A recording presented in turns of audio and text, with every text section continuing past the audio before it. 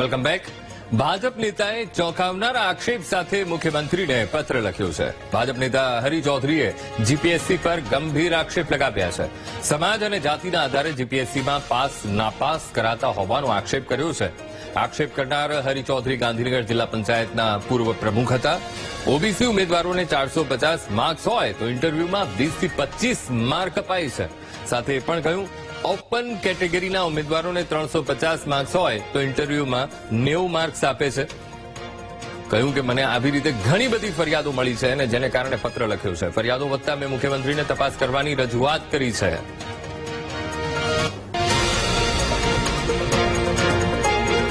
જે મહત્વની વાત એ હતી કે ઓબીસીમાં લેખિતમાં 400 થી ઉપર ગુણ હોય એવા 10 ઉમેદવારોને 50 થી નીચે ગુણ આપવામાં આવે છે.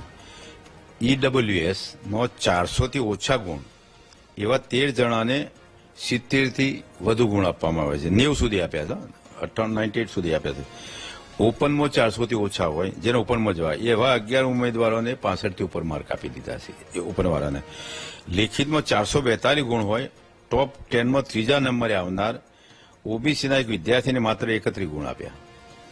એવી રીતે 429 લાવી 10મા નંબરે આવનાર ઓબીસીના ઉમેદવારને ઇન્ટરવ્યુમાં 20 ગુણ આપી અને વિપુલ ચૌધરીને નપાસ કર્યો, જે યુપીએસસીમાં પાસ થઈ ગયો. નંબર 1, લેખિતનો ટોપ 10માં આવનાર ઓબીસીના 5 ઉમેદવારોને ઇન્ટરવ્યુમાં 50 થી ઓછા ગુણ આપવામાં આવે છે.